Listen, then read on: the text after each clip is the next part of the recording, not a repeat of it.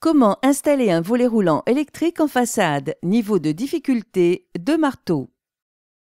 Protection contre les intrusions, réduction des bruits extérieurs, renforcement de l'isolation, les volets roulants permettent aussi de moduler la lumière dans la journée. Installés en applique sur la façade, ils préservent l'intégralité de l'ouverture de la fenêtre pour bénéficier au maximum de la lumière du jour. Rapide à monter, ils s'adaptent à tous les types d'ouverture. Vous aurez besoin d'un volet roulant et de ses accessoires, de tasseaux, de mastic maçonnerie pour extérieur, de plâtre, de chevilles adaptées à la nature du support, de câbles électriques de 1,5 mm² et de gaines électriques. Munissez-vous d'un mètre, d'un crayon, d'un niveau à bulles, d'une scie à métaux, d'une lime douce pour métal, d'une perceuse à percussion ou d'un perforateur, d'une visseuse, d'un tournevis, d'un pistolet extrudeur, d'une rainureuse, d'un burin, d'une scie trépan, d'une massette, d'un marteau, d'une auge, d'une truelle langue de chat, d'une truelle Berthollet, d'une échelle ou d'un échafaudage si la fenêtre est située à l'étage. Prévoyez une paire de gants et des lunettes de protection.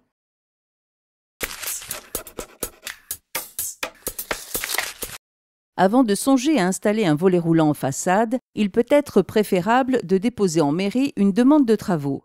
Dans certaines communes, en effet, le PLU, Plan local d'urbanisme, considère que ce type d'équipement modifie l'aspect de la façade. Le règlement de copropriété d'un lotissement peut également prévoir des restrictions. Choisir son modèle.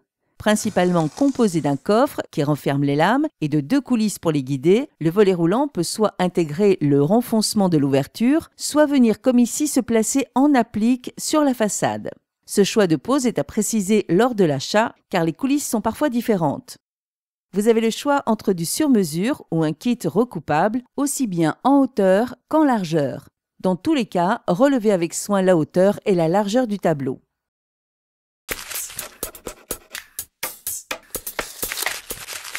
Ajustez les coulisses. Les coulisses sont livrées démontées. Pour une pose en applique sur la façade, la longueur des coulisses doit correspondre à la hauteur du tableau entre le bas du linteau et le dessus de l'appui de fenêtre. S'il faut recouper les coulisses, utilisez une scie à métaux, puis ébavurez la coupe à la lime douce. Certains modèles sont à percer. Percez de part en part avec un forêt métal adapté au diamètre de vos vis, puis agrandissez le trou en façade pour laisser passer la tête de la vis. Un bouchon viendra obturer chaque perçage au final. Emboîtez les coulisses sur le coffre. En pose en applique, il est conseillé de solidariser les coulisses au coffre avec une vis.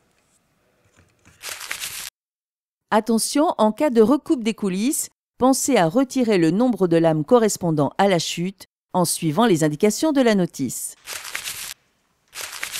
Le passage du câble. Présentez l'ensemble du volet roulant contre la façade et marquez au crayon l'angle supérieur du coffre du côté où sort le câble d'alimentation électrique. Au dos du coffre, relevez la position de sortie du câble électrique. Reportez ces mesures sur la façade, puis percez le mur de part en part pour le passage du câble. Au débouché du perçage, côté habitation, vous pouvez préparer le rainurage d'encastrement allant jusqu'au boîtier du futur interrupteur de votre volet. Tracez l'axe de la descente, repérez le logement du boîtier d'interrupteur et réalisez sans attendre la découpe à la scie trépan pour son encastrement. Creusez le logement sur la profondeur du boîtier, puis dégagez au burin. Réalisez déjà la saignée d'encastrement allant du débouché du câble jusqu'au futur interrupteur. Réglez la rainureuse en profondeur et en écartement.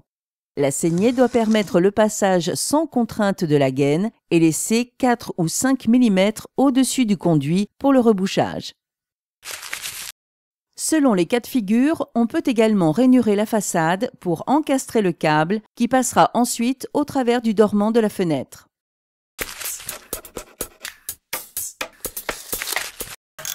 Pour les volets au-delà d'1 mètre de largeur, vous devrez également fixer le coffre sur la maçonnerie et ne pas vous contenter de fixer simplement les coulisses. Repérez les fixations. Présentez le volet roulant sur la façade et faites passer le câble électrique. Placez le coffre bien à plat contre le linteau et laissez le bas des coulisses reposer sur l'appui de fenêtre. Vérifiez la position du coffre avec un niveau à bulles, puis contrôlez la verticale contre chaque coulisse. Vous pouvez alors pointer les futurs perçages au crayon ou avec un foret de faible diamètre. Cheviller. Retirez le volet roulant et percez les logements des chevilles et engagez-les. Attention à la proximité de l'angle du tableau qui rend l'enduit de maçonnerie plus fragile. Replacez le volet roulant. Un calage minutieux. Engagez et serrez, mais sans les bloquer, les vis de la coulisse de gauche. Vérifiez la position au niveau à bulles, puis terminez de visser pour bloquer. Passez à la coulisse de droite et vissez sans bloquer la fixation du haut. Contrôlez ensuite le parallélisme des coulisses en vous aidant d'un tasseau qui vous servira de gabarit. Repérez l'écart entre les coulisses en partie haute, puis vérifiez la correspondance en partie basse. Si besoin, ajustez la position de la coulisse de droite avant de visser définitivement.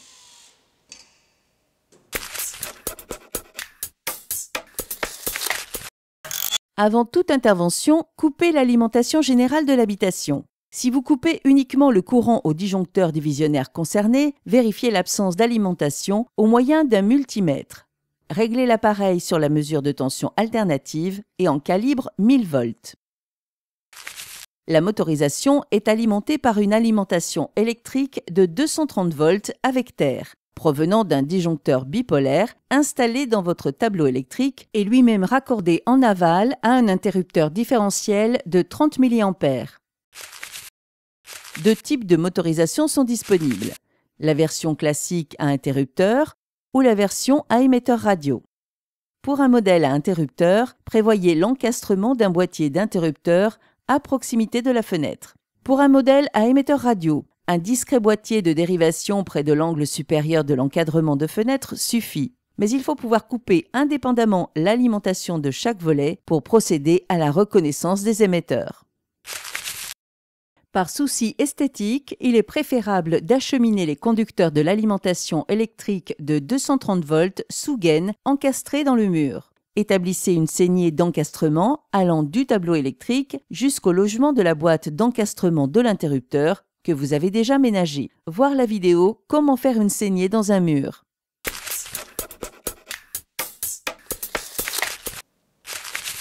Raccordez au secteur.